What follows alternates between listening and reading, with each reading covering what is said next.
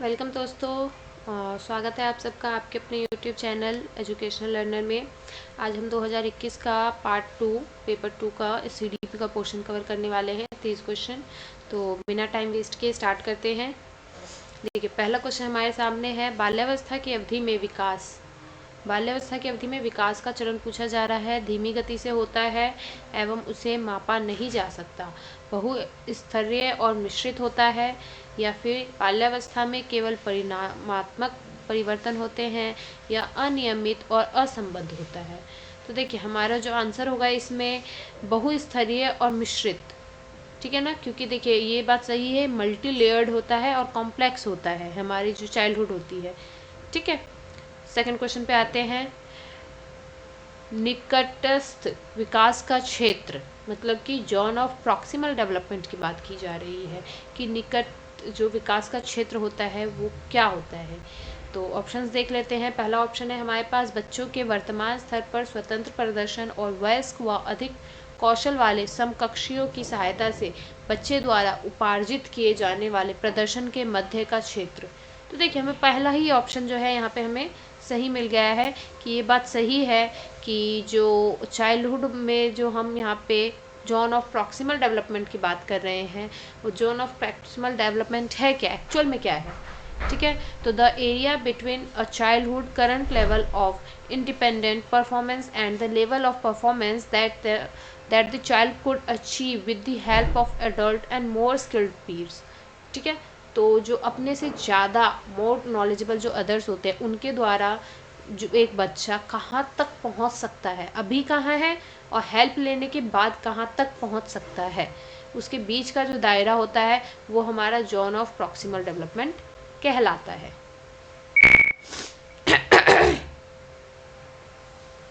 Second question पर आते हैं, थर्ड क्वेश्चन आज का।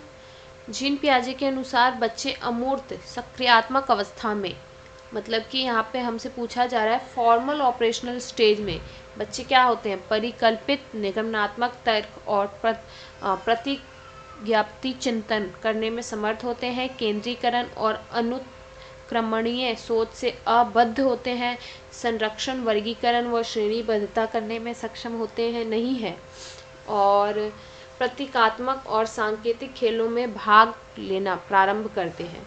तो देखिए, यहाँ पे हमारा जो आंसर हो जाएगा ये है हमारा, are capable of hypothetic reasoning and proportional thoughts.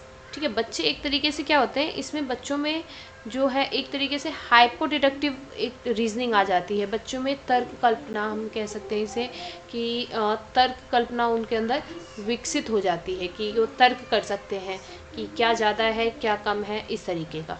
ठीक है, फोर्थ क्वेश्चन पे आते हैं।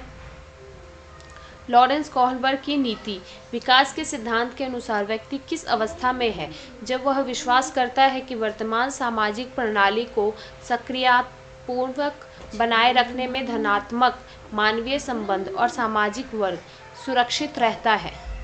तो यहाँ पे हमसे लॉरेंस कोहलबर्ग का, आप लोगों ने नैतिक विकास का सिद्धांत पढ़ा होगा, उसमें हमसे क्या बात की जाती है कि सामाजिकता पर ज़्यादा जोर दिया जाता है। ठीक है, कि समाज में चल रही जो हमारी न्याय व्यवस्था है उसके अनुरूप बच्चे किस तरीके का व्यवहार करते हैं। तो हमारा आंसर इसमें सेकंड होगा, सामाजिक क्रम व्यवस्था अभिविन्यास। ओके, फिफ्थ क्वेश्चन पर आते हैं। हावर्ड गार्डनर के बहुबुद्धि सिद्धांत के अनुसार निम्नलिखित में से कौन सा जोड़ा बुद्धि के प्रकार और अंतःस्थिति अनुपालन संभावना के अनुसार सही है। एक तरफ हमें बुद्धि के प्रकार दिए हुए हैं, दूसरी तरफ हमें जो दिया हुआ है वो परफॉर्मेंस दी हुई है।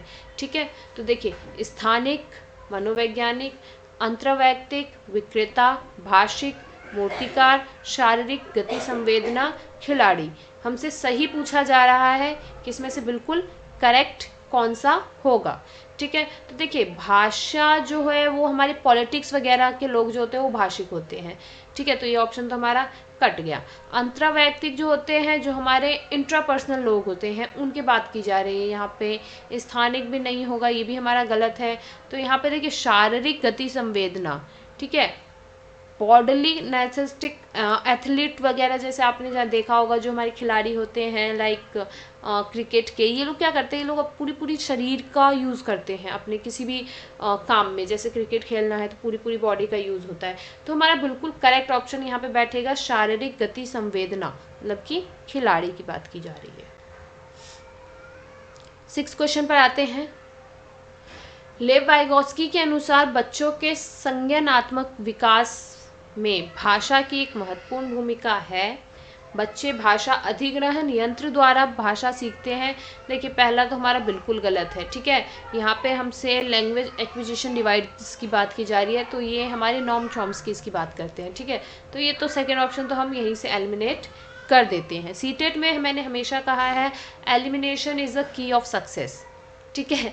ये वैसे बोला जाता है कि अगर आप मेहनत करते हैं तो वो आपकी की कहलाती है सक्सेस की, but I think in CTET हम बोल सकते हैं कि अगर एलिमिनेशन करना आपको आता है तो आपकी सक्सेस बहुत नज़दीक है, in specially in CTET. Okay, third option देखते हैं। बच्चों के संज्ञानात्मक विकास चरणों में होता है। स्कीमा के परिपक्वन से बच्चों में संज्ञानात्मक विकास अग्रसर होता है। तो अब बताइए इसमें से हमारा क्वेश्चन क्या होगा। हमने पहला क्वेश्चन पढ़ा था बच्चों के संज्ञानात्मक विकास में भाषा की एक महत्वपूर्ण भूमिका है, ठीक है। ये बिल्कुल सही है। ये लेव वाइगोत्स्की कहते हैं कि बच्चों में जो कॉग्निशन होता है, जो कॉग्निटिव डेवलपमेंट होता है बच्चों में, वो जो होता है वो बच्चों में भाषा का विकास भी एक तरीके से उसमें एक मेन इम्पॉर्टेंट रोल प्ले करता है, ठीक है। मतलब कि अगर बच्चे का संज्ञानात्मक विकास की बात करें, उसकी संज्ञानात्मक विकास उतनी ही तीव्र गति से होता है जितनी तीव्र गति से उसका भाषा एक्विजिशन डिवाइस, जैसे कि हमें नॉम चॉम्स्की की बात करते हैं कि बच्चों में जन्मजात एक एक्विजिशन डिवाइस होता है जिसके द्वारा बच्चे जो है भाषा अर्जित करते हैं। तो सेम कहीं ना कहीं ये भी रिलेटेड है कि बच्चे का भाषा विकास जितनी तेज़ी से होता है वही जो है हमारे संज्ञानात्मक विकास पर भी पूर्ण रूप से प्रभाव डालता है। 7वें क्वेश्चन पर आते हैं। एक प्रगतिशील कक्षा में शिक्षण अधिगम प्रक्रिया के दौरान अधिगमकर्ताओं का मूल्यांकन। अब यहाँ पे हमें मूल्यांकन किसका करना है? मूल्यांकन करना है अधिगमकर्ताओं का, मतलब कि लर्नर्स का, ठीक है, मतलब कि बच्चों का मूल्यांकन करना है। तो उसके लिए क्या सही रहेगा? बच्चों में अधिगम में सहायक नहीं है। क्या बच्चों में अगर हम मूल्यांकन करते हैं वो बच्चों के लिए अधिगम में सहायक नहीं है, बच्चों की अधिगम प्रक्रिया में रुकावट उत्पन्न करेगी। अगर हम बच्चों का मूल्यांकन करेंगे तो क्या वो रुकावट होगी, ठीक है। अभिभावकों को प्रतिपुष्टि देने के प्रयोजन से बेहद सफल, कम सफल व असफल विद्यार्थियों को पहचानने में सहायता होता है। क्या ऐसी बात है? बच्चों की लेबलिंग करते हैं हम, अगर हम इस करते हैं मूल्यांकन तो।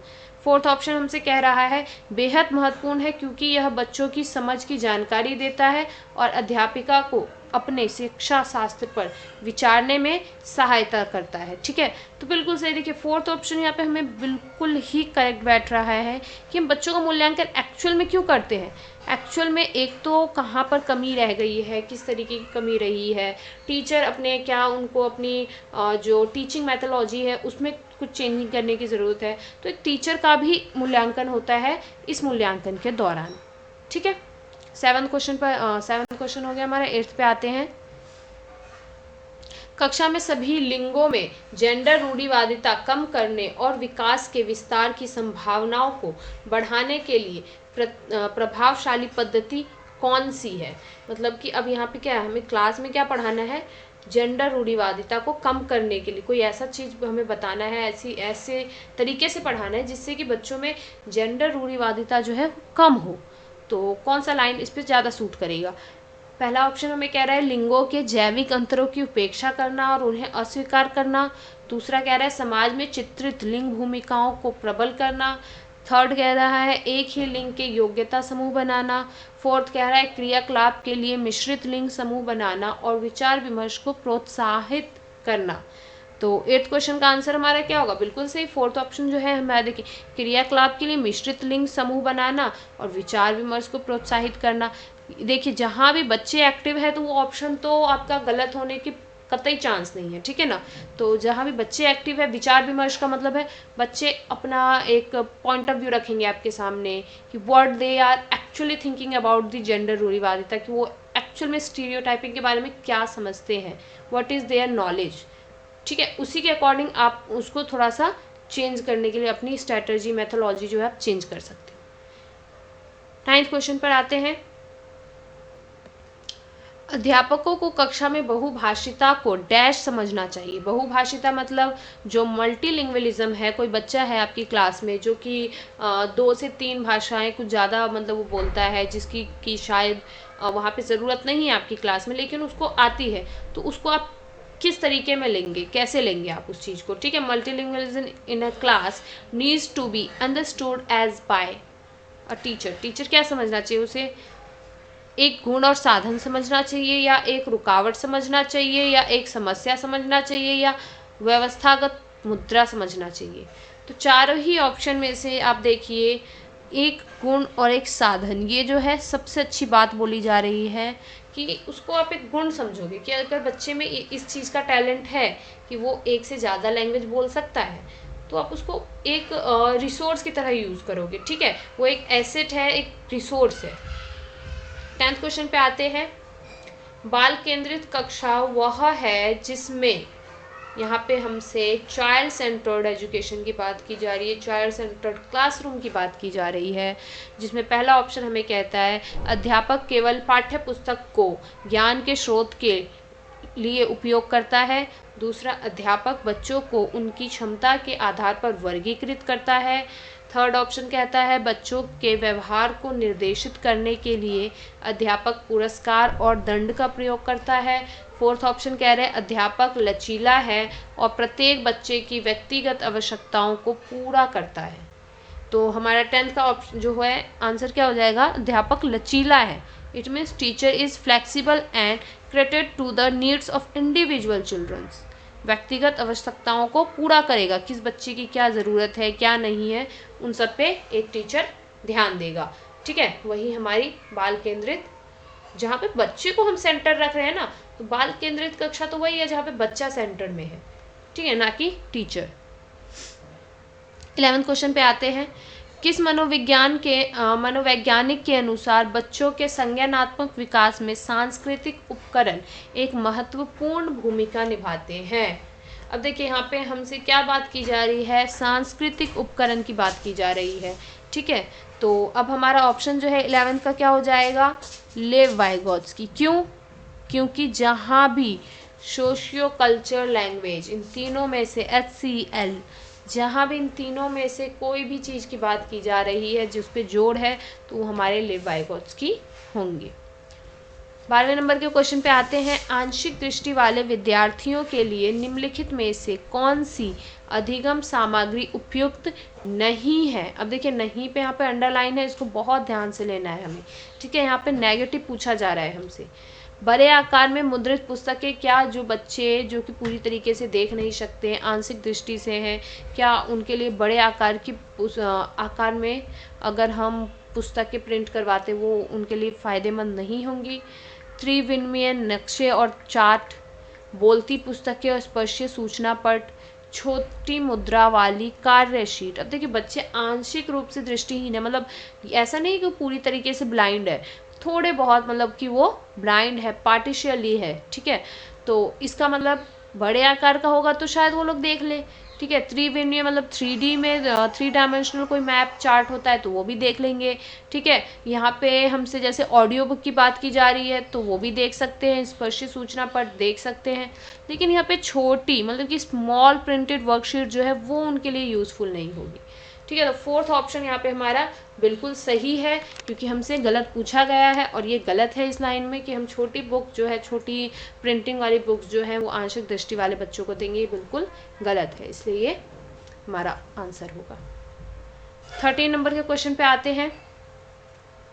समावेशी शिक्षा के पीछे अंतर्हित विचार है बच्चों को उनकी योग्यता के आधार पर पृथक करना और व्यावसायिक प्रशिक्षण का प्रबंध करना, बच्चों की अक्षमताओं के आधार पर उनकी सीमाओं की पहचान करने के लिए उन्हें नामांकित करना, अलग अलग क्षमताओं वाले बच्चों के लिए विशिष्ट शैक्षिक संस्थाओं का प्रावधान करना।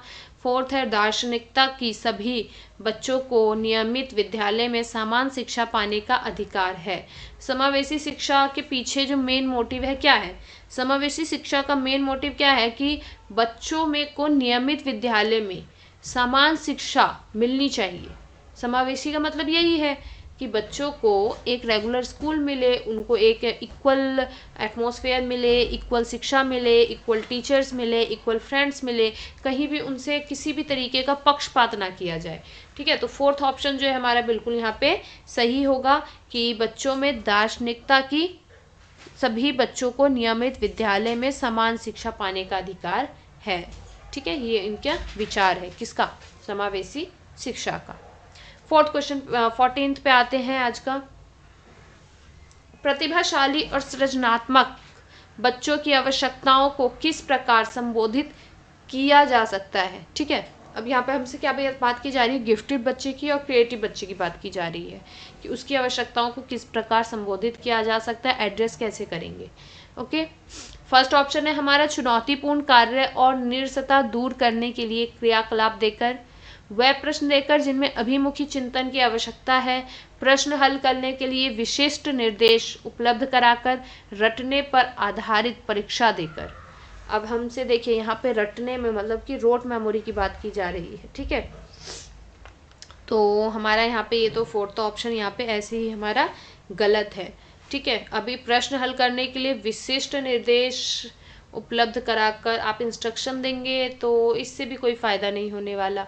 वह प्रश्न देकर जिसमें अभिमुखी चिंतन हो, मतलब कि जिसमें, हाँ ये हो सकता है, वह प्रश्न देकर फर्स्ट है चुनौतीपूर्ण कार्य और निरसता दूर करने के लिए। अब देखिए फर्स्ट में हमारा कहीं ना कहीं सेकंड ऑप्शन भी इंक्लूडेड है, तो फर्स्ट यहाँ पे ज़्यादा बेटर ऑप्शन है, चुनौतीपूर्ण कार्य देकर जिससे कि बच्चे में एक चैलेंजिंग टास्क को पूरा करने की एक प्रोबेबिलिटी आ जाए कि बच्चा हाँ ये काम कर सकता है। ठीक है, तो फर्स्ट ऑप्शन हमारे यहाँ पे बिल्कुल सही होगा।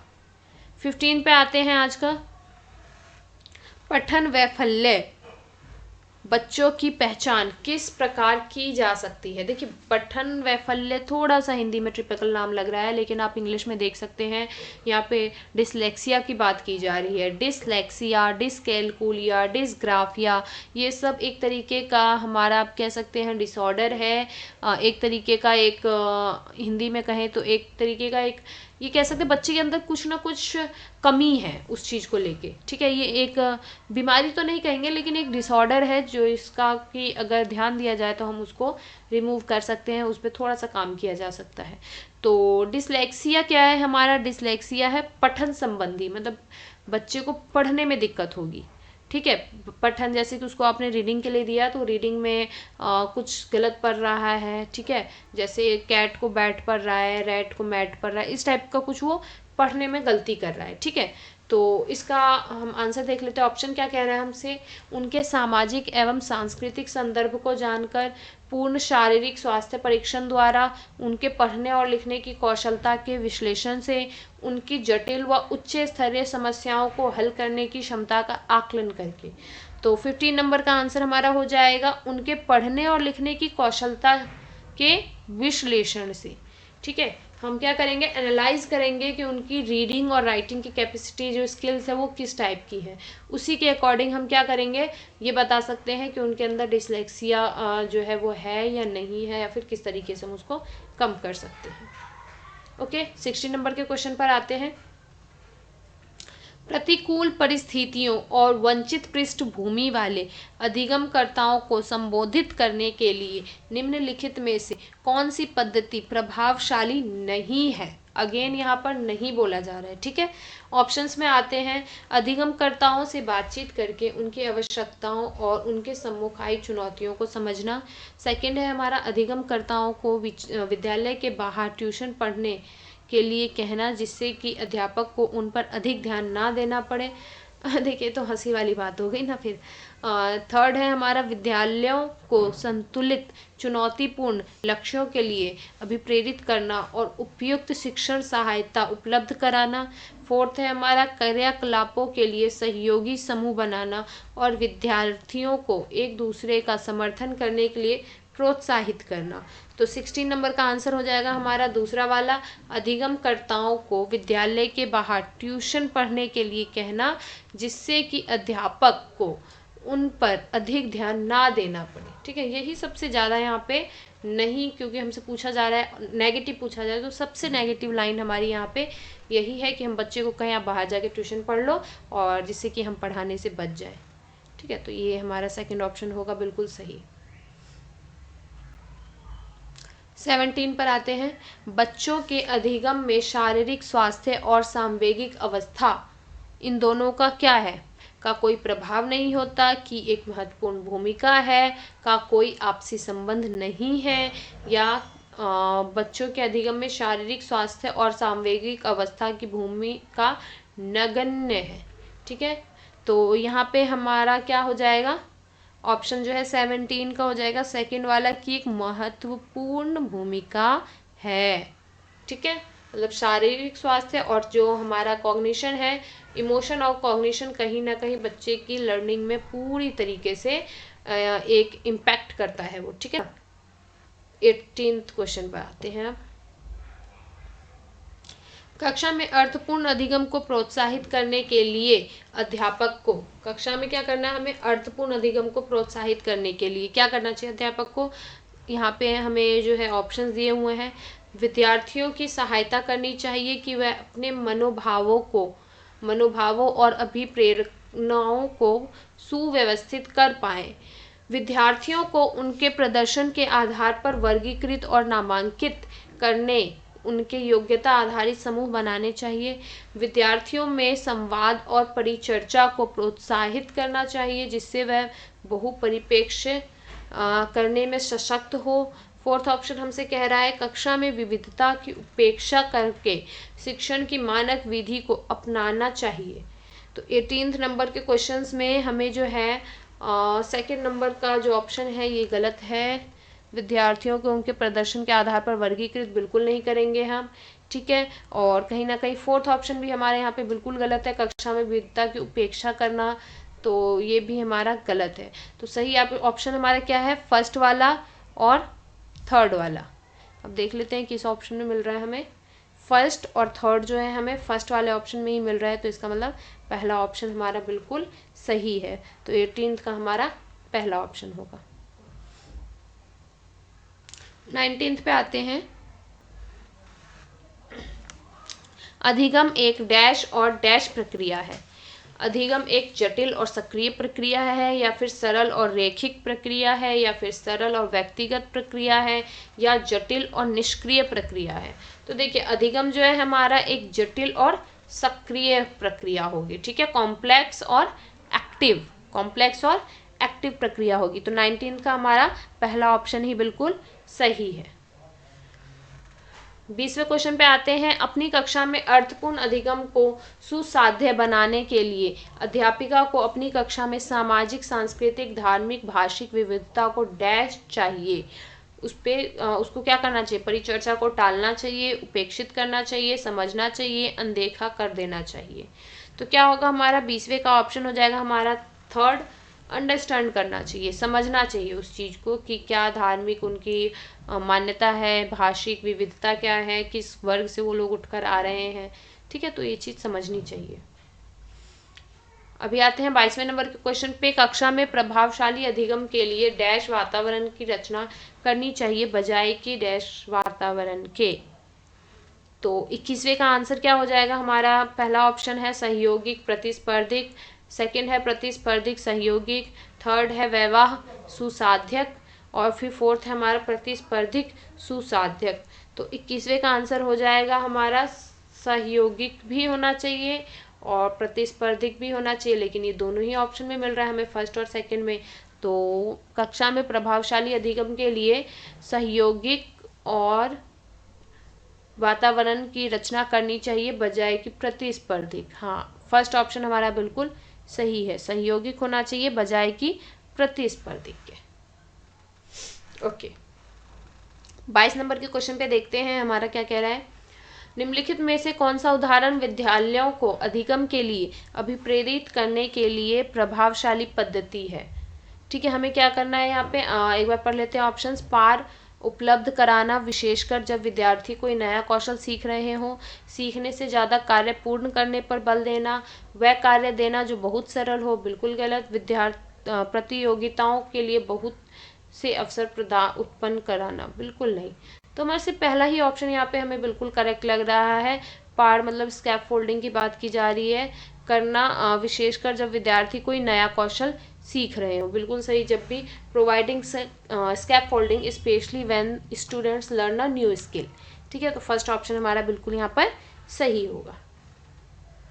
23 पे आते हैं, बच्चों के चिंतन के विषय में निम्नलिखित में कौन सा कथन सही नहीं है। अगेन नेगेटिव पूछा जा रहा है, याद रखिएगा। ठीक है, पहला ऑप्शन है हमारा, बच्चे अपने आसपास की विविध घटनाओं के बारे में स्वयं अपने सिद्धांतों की रचना करते हैं। दूसरा है, बच्चे प्रत्ययों को स्वयं नहीं सोच सकते और अध्यापक की मूल भूमिका उन्हें जानकारी उपलब्ध कराना है। थर्ड है, बच्चे अपने आसपास की विविध घटनाओं के बारे में सक्रियता पूर्वक सोचते हैं और उनमें अन्वेषण मतलब कि छानबीन की लालसा होती है। फोर्थ ऑप्शन हमसे कह रहा है, बच्चे अपने आसपास की वस्तुओं को जानने के लिए जन्मजात जिज्ञासु होते हैं। तो 23 के अकॉर्डिंग हमारा, बच्चे प्रत्ययों को स्वयं नहीं सोच सकते और अध्यापक की मूल भूमिका उन्हें जानकारी उपलब्ध कराना है। ठीक है, सेकेंड ऑप्शन जो है ये गलत है, यहाँ पर हमसे गलत पूछा जा रहा है। ठीक है ना, तो 23 का हमारा सेकंड होगा, गलत पूछा जा रहा है और इसलिए हमारा सेकंड ऑप्शन बिल्कुल गलत होगा कि यहाँ पे कह रहे बच्चे स्वयं नहीं सोच सकते और टीचर ही उन्हें समझाएगा, तो ऐसा ये नहीं होगा। ठीक है ना, ये गलत है हमारा, तो 23 का सेकंड ऑप्शन। 24 पे आते हैं, बच्चों का विद्यालय में असफल होना, बच्चे मतलब फेल हो रहे हैं स्कूल में, इसका क्या मतलब है। प्रस्तावित करता है कि वांछित पृष्ठभूमि वाले बच्चों में अधिगम का सामर्थ्य नहीं है, बिल्कुल गलत। निर्दिष्ट करता है कि विद्यालय इन बच्चों की आवश्यकताओं और रुचियों की पूर्ति करने में समर्थ नहीं है, ये कहीं हो सकता है, फिर भी देखते हैं आगे ऑप्शन। साबित करता है कि इन बच्चों में आनुवांशिक पैदाइशी कमियां हैं, ये तो देखिए बिल्कुल ही गलत है। सूचित करता है कि अभिभावकों में अपने बच्चों के अधिगम में सहायता करने का सामर्थ्य नहीं है, ये भी गलत है। तो हमारा सिर्फ सेकेंड ऑप्शन यहाँ पे बिल्कुल सही है। ओके, अभी आते हैं 25 पे। समूह में एक दूसरे को पढ़ाने और सहायता करने से, समूह में एक दूसरे को पढ़ाने और सहायता करने से, by working in groups teaching and helping each others children can be what, बच्चे स्वयं की चिंतन प्रक्रिया पर आपेक्ष कर सकते हैं और संज्ञानात्मक क्रियाकलाप के उच्च स्तर पर पहुंच सकते हैं। बच्चों में भ्रांति उत्पन्न हो सकती है जो उन्हें अधिगम में हस्तक्षेप करती है। बच्चों का ध्यान भंग हो सकता है और यह एक प्रभावशाली शैक्षिक पद्धति नहीं है। बच्चों में प्रतिस्पर्धात्मक प्रवृत्ति उत्पन्न होती है जो कि अधिगम में विघ्न या रुकावट पैदा करती है। तो 25 का फर्स्ट ऑप्शन बिल्कुल सही होगा, बच्चे स्वयं की चिंतन प्रक्रिया पर आपेक्ष कर सकते हैं और संज्ञानात्मक क्रियाकलाप के उच्च स्तर तक पहुंच सकते हैं अगर वो ग्रुप स्टडी करते हैं तो। 26 नंबर पे आते हैं, एक डैश कक्षा में अध्यापिका अपनी शिक्षा शास्त्र व आकलन की विधियों को विद्यार्थियों की व्यक्तिगत जरूरतों के अनुसार परिवर्तित करती है। ठीक है, तो ये ऐसी शिक्षा कौन सी शिक्षा कहलाएगी, अध्यापक केंद्रित, प्रगतिशील, पाठ्यपुस्तक केंद्रित या व्यवहारवादी। तो 26 का जो आंसर होगा हमारा सेकंड हो जाएगा, प्रगतिशील कक्षा, या फिर यहाँ पे ऑप्शन होता कि बच्चों के अकॉर्डिंग है बाल केंद्रित, तो हमारा ऑप्शन बाल केंद्रित होता। ठीक है, 27 पे आते हैं, विकास के विषय में निम्नलिखित में से कौन सा कथन सही है। बच्चों के विकास में बहुत सी सांस्कृतिक विविधताएं होती हैं या संसार में सभी बच्चों का विकास एक ही क्रम और सुनिश्चित समय से होता है। विकास सुरुचिपूर्ण सुव्यवस्थित समूह की अवस्थाओं में पूर्व निश्चित अनुवांशिक घटकों के कारण होता है। विकास एक सरल और एक दिशीय प्रक्रिया है। तो 27 का ऑप्शन हो जाएगा हमारा पहला वाला, बच्चों के विकास में बहुत सी सांस्कृतिक विविधताएं होती हैं। रियलिटी है क्योंकि हर बच्चा किसी न किसी विशेष वर्ग क्षेत्र से आया है, सबकी सांस्कृतिक मान्यताएं अलग हैं, तो हम इसे सांस्कृतिक विविधता कह सकते हैं। ठीक है, 28 पे आते हैं, निम्नलिखित में से मध्य बाल्यावस्था की अवधि का मुख्य प्रमाण चिन्ह कौन सा है। ठीक है, तो 28 का जो है ऑप्शन देख लेते हैं, प्रतीकात्मक खेल का उभरना, तर्कसंगत विचारों का विकास जो कि प्राकृतिक रूप से मूर्त है, पेशीय कौशल और समग्र शारीरिक वृद्धि का तेजी से विकास, या वैज्ञानिक तर्क और अमूर्त रूप से सोचने की क्षमता का विकास। तो 28 का आंसर हो जाएगा हमारा सेकंड वाला, तर्कसंगत विचारों का विकास जो कि प्राकृतिक रूप से मूर्त है। ठीक है, सेकंड ऑप्शन हमारा बिल्कुल सही होगा। 29 पे आते हैं, बच्चों के सामाजिकरण में विद्यालय क्या है? विद्यालय की कोई भूमिका नहीं है, विद्यालय की बहुत कम भूमिका है, प्राथमिक कारक है या द्वितीय कारक है? तो देखिए, सामाजिकरण में विद्यालय पूछा जाए तो विद्यालय हमेशा द्वितीय कारक में आएगा, और परिवार होगा तो परिवार हमेशा प्राथमिक कारक में आएगा। तो 29 का फोर्थ ऑप्शन बिल्कुल सही होगा। 30 पे आते हैं, निम्नलिखित में से किस मनोवैज्ञानिक ने प्रस्तावित किया है कि बच्चों का चिंतन गुणात्मक रूप से वयस्कों की अपेक्षा अलग होता है? जीन पियाजे ने, लेव वाइगोत्स्की ने, हार्वर्ड गार्डनर ने, या फिर लॉरेंस कोहलबर्ग ने? तो 13 का आंसर हो जाएगा हमारा फर्स्ट, जीन पियाजे के अकॉर्डिंग जो है बच्चों की जो चिंतन होती है वो क्वालिटेटिव डिफरेंट होता है, लेकिन क्वांटिटेटिवली वो बिल्कुल सेम होता है। ठीक है, किससे? एडल्ट से। ठीक है, तो आज हमने यहाँ पे CDP के 30 क्वेश्चन कवर किए हैं।